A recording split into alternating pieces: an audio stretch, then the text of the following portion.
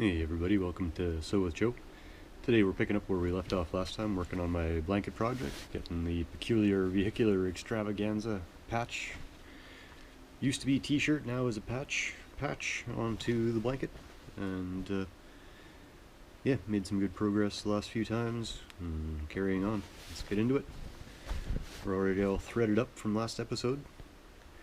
And today I had a few topics I wanted to talk about, but I'm skipping over the first two and I'm going straight to the last one because I think I want to talk about that the most. And what that topic is called the do something for nothing movement. This was started out by a barber, and what this barber would do is he would take his clippers and his scissors and he would go and walk around and find homeless people and give them a haircut.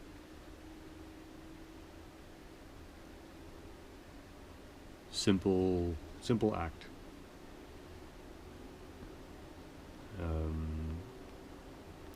And the way he became notorious for this is he would post the before and after photos of the people that he worked with,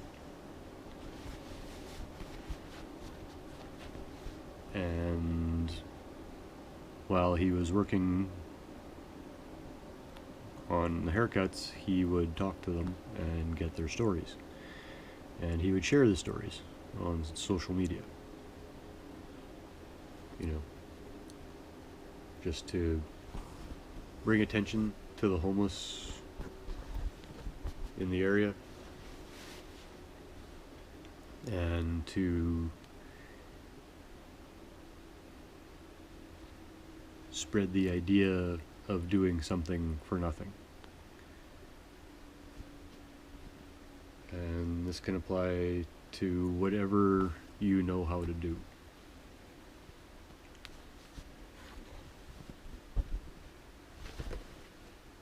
If you're good at sewing,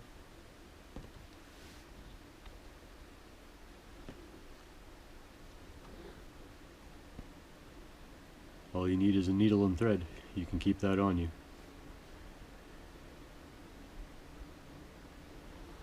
Spare some time. Find a cause that needs someone who can sew.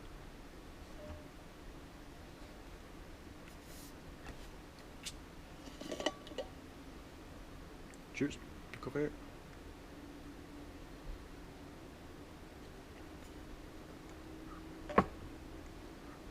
And just do whatever you can, just help them out. And just do it. Do it for free. I would say don't even document. I know everybody has to take a picture of what they've done this and that day, what they've eaten for breakfast that morning. Do something without any recognition.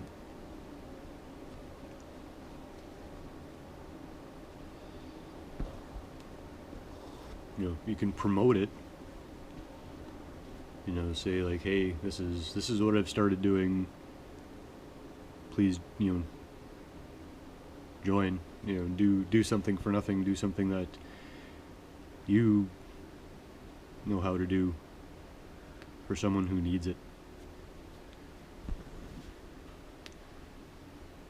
I love hearing the stories of doctors who volunteer their time, veterinarians who volunteer their time. There are veterinarians who actually provide free services for the animals of the homeless in some areas, and that just blows my mind.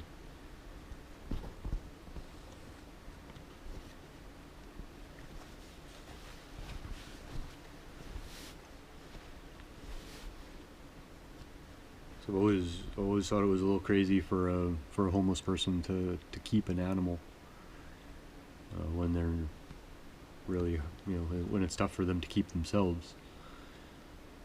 And when those animals get sick, it can really impact the homeless owners in a negative way. And yeah, to provide that service for free because you can is an amazing thing. And I think the big thing about doing stuff for free or doing stuff in general is being humble about it. Now, I know this is coming from the guy that had a YouTube series about his exploits picking up garbage. That one was more for the mental health topics that I would talk about. The picking up garbage was just kind of a forum for that. Kind of like the sewing is a forum for me bringing forth good news. You know, I'm not looking for recognition for sewing because I'm not a professional seamstress. You know, I'm not looking to get famous for it. I want to just bring some people some good news.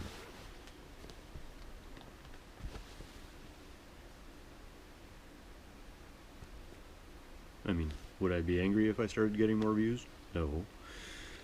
As in, you're getting the good world news out to more people. But it's not necessary. It's not what it's all about. It's just sharing, spending time, and just sewing, man. Just chillin'. It's all about the chillin'.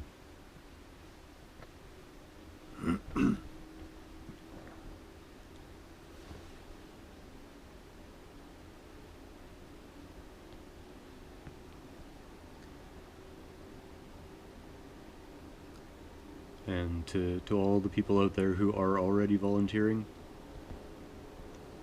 thank you. Time is the most valuable thing that we have in our lives, because we only have so much of it.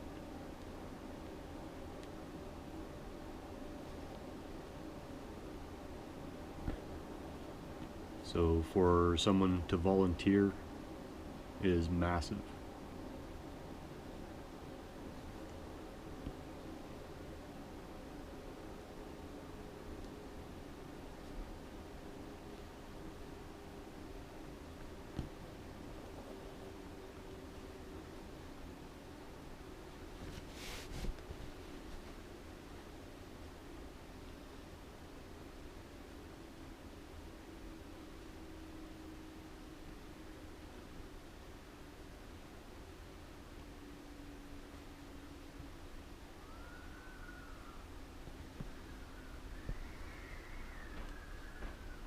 One thing I enjoy doing is working on vehicles, and I know how expensive it can be to have to hire someone, so I try to offer to my friends to, you know, work on their stuff for them and teach them. I think that's the most valuable thing about something like this, is if you can teach someone something at the same time. Like if you go out and sew, you can teach that person to sew and give them a little mini kit, and then they have everything that they need to do it themselves the next time something goes wrong.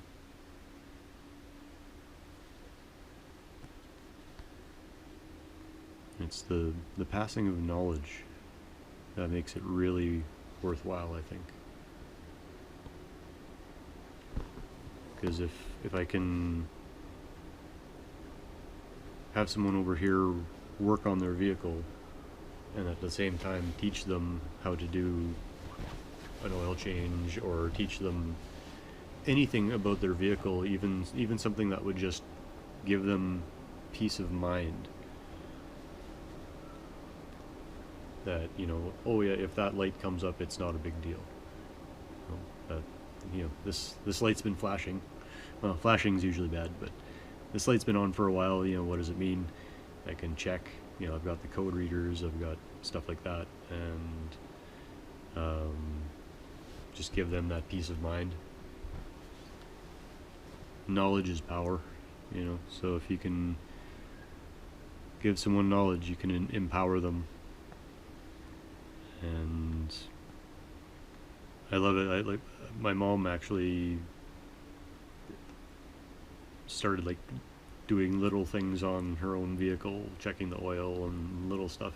She was always so afraid that she was going to break something or do something wrong that she just never touched it. And if you can just give them the little bit of comfort so that they won't be afraid to check their oil, or won't be afraid to add washer fluid because they're afraid it's going to go in the wrong place. You know, just teach them the basics. Teach them what you know. Teach them what you have learned, and that's more than what they have already. And that's the one thing you need to remember in situations like that too, is that they don't know. So teach them. You know, if you want them to be able to do whatever it is that you're helping them with, you know, the whole give a person a fish, teach a person to fish analogy, and you can change someone's life. You know, not just make their day, you can change their life. Give someone a skill, give someone a little bit of your time, give them your skill, and then they can always have that skill.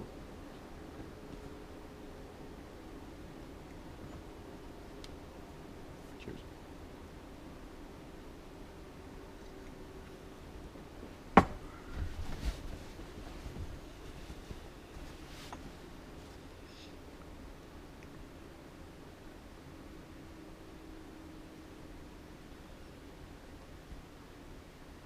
Be humble about it, though. That's the thing. Like, if you're only doing it to brag about it, if you're only doing it for rewards, there's no point in my mind. Like, yeah, it's nice you do it, but then you'll be boastful about it, and you don't want to be boastful. Then people just think you're doing it to be boastful, and that's shitty.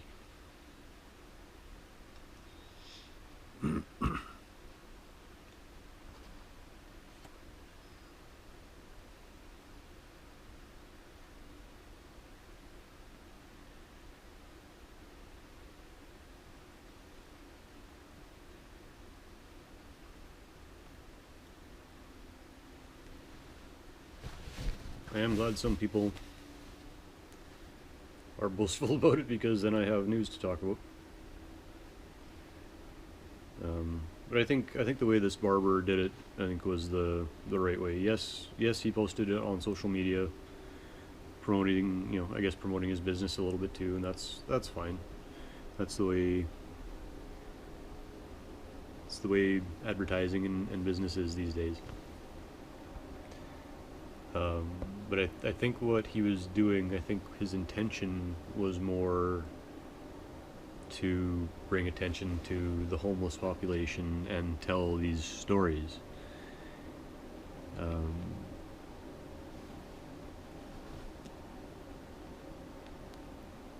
You know, and it all, to me, it all depends on what the intentions are. Like for me, I didn't need people to tell me online that you know, I was doing a good thing picking up garbage. I was trying to talk about mental health issues with people, you know, and at the same time promote litter pickups in your area, kind of thing. It's amazing how much garbage is just thrown on the ground.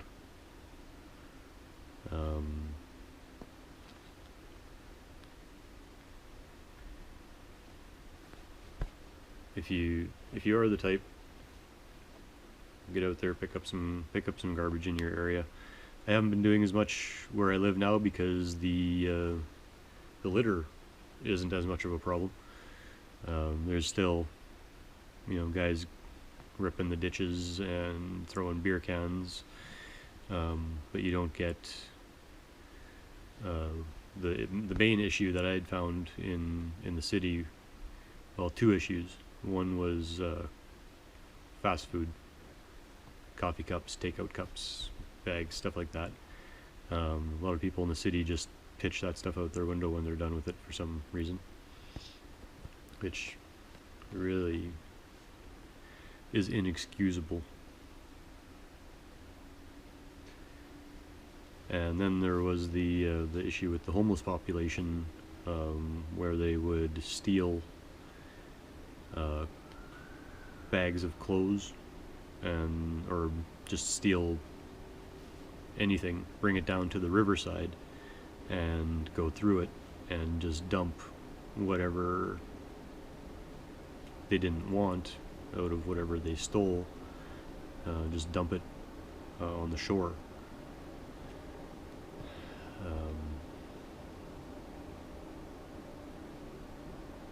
So yeah, without as much fast food, without as much of a population where I am now, and without a homeless population to be scavenging and destroying places, there's not really all that much call for garbage cleanup out here. Still some, nowhere is perfect. You still pick up random garbage here and there.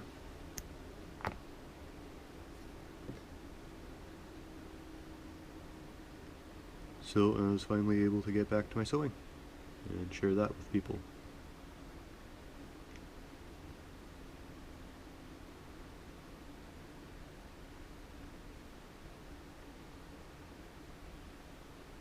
And it was nice when I was doing my garbage walks. I would have the occasional person from the neighborhood that would stop and just say, "Hey, thanks, man," or "Hey, love what you're doing. Really appreciate it," that kind of thing. And it feels good.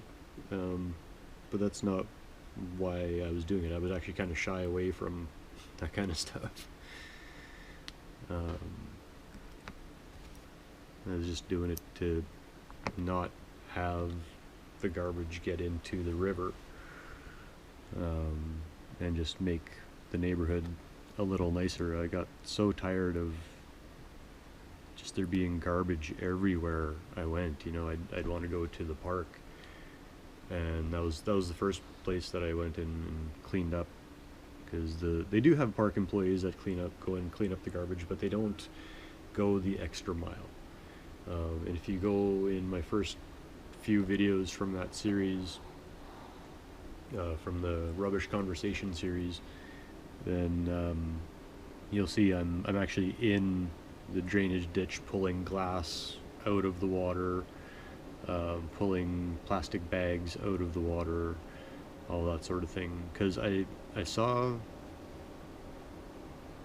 a turtle. I saw a snapping turtle coming up this drainage ditch, and apparently it's where she always comes to spawn. I learned this over the years. And I saw this turtle swimming through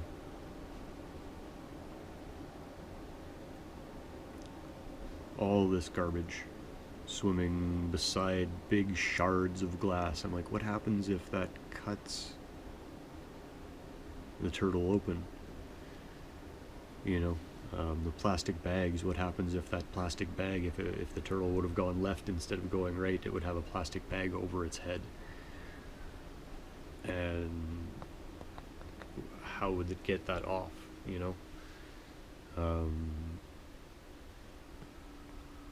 It just made me very, very sad and angry. And I just wanted the turtles to be safe. I know that might sound childish, whatever. I didn't want the turtles to get hurt. And this was an old one. This was a really, really big, old snapping turtle. And those are the ones you need to preserve. You need to keep the old creatures alive because they've got the good genetics.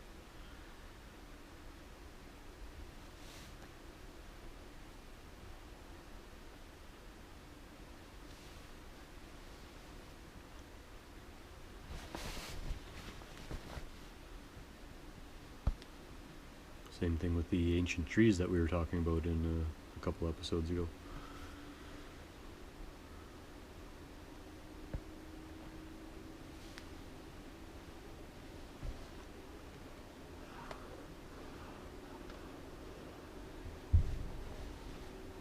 Well, I think when we move on from the do something for nothing, tell a couple of other quick stories and then call that an episode. So, we've been talking about EVs, electronic vehicles, or electric vehicles, I should say. And there is the first ever public charging road going in Detroit in the US. Sorry, the first road in the US going in Detroit. And basically they bury big magnetic coils in the ground, just like wireless cell phone chargers. It's basically the same thing. And somehow they say the magnetic fields are within safe levels for people.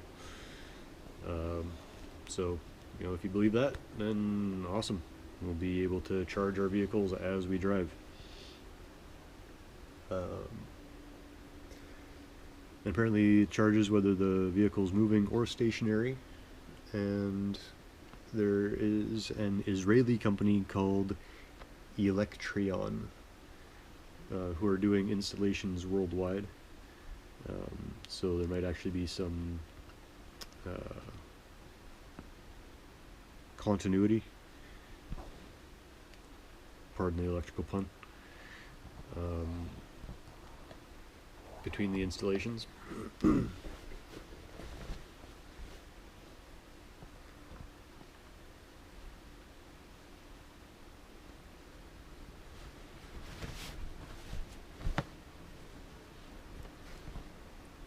So that's the one thing that I always am a bit concerned about with electronics and how things are made. You know, it's going to be like your cell phones. Like, is it compatible with this charging method? You know, gonna have different connectors for every different type of vehicle. You know, that sort of thing. I hope they standardize things. I hope it's not like an Apple car where you need a different charger for every different model.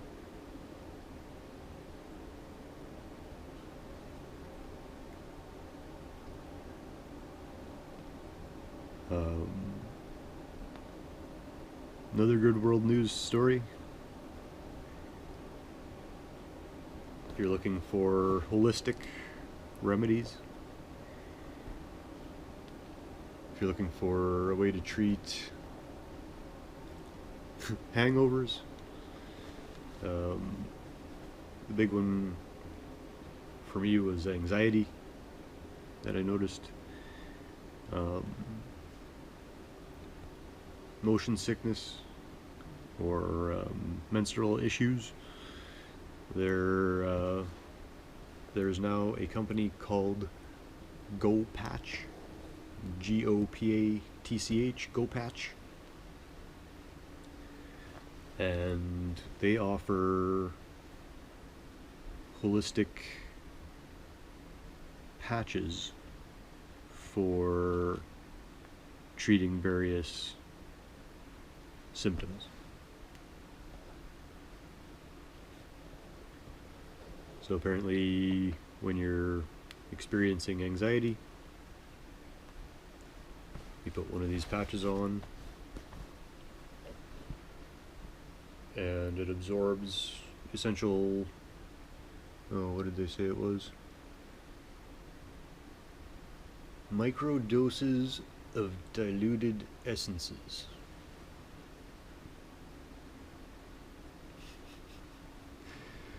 So you're getting very, very small amounts of various natural oils, and those oils get absorbed into you quickly and calms whatever these issues are that you're having. I have no idea on pricing or availability. I'll have to check it out. It's called GoPatch. And yeah, anything from, like I say, hangovers, menstrual issues, motion sickness, anxiety, and there's I think one or two more that they had. So yeah, GoPatch if you don't want to take anxiety medications, you don't want to take marijuana for it, you don't want to, or if those don't work for you, perhaps this GoPatch holistic essential oil patch will help. So give it a shot. I would actually say try these first before you go with try all the other things if you have the chance, if you haven't already been slammed into the antidepressant ring. I've just gotten off of my antidepressants, very thankfully. So maybe I'll look into some of these anxiety patches. It would be cool to see if they actually work.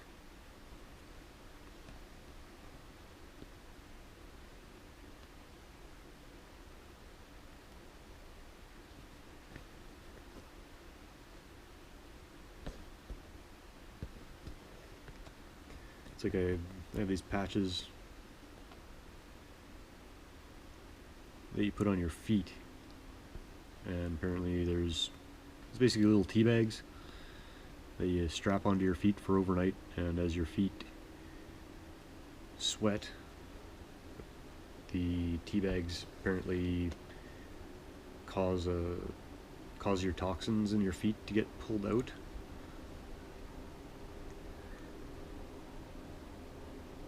So I've been trying that, and I don't know if it's made a difference or not.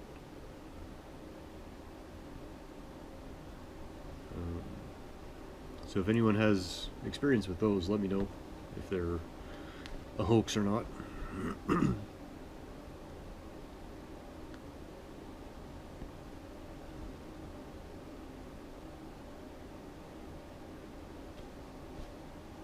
Yeah, they say they can cure all sorts of things, pull all sorts of toxins out of you, and I don't know if I just haven't used them long enough or what, but I don't know if I've really noticed a difference.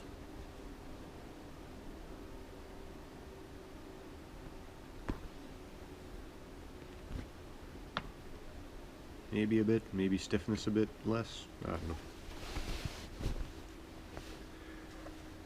But I think that might be a good place to stop for today. So we did part of this bottom stitch and part of this stitch, and then we are going to carry on next time with more positive world news. Yeah. Well, thanks very much for joining me. I really do appreciate the time we get to spend together.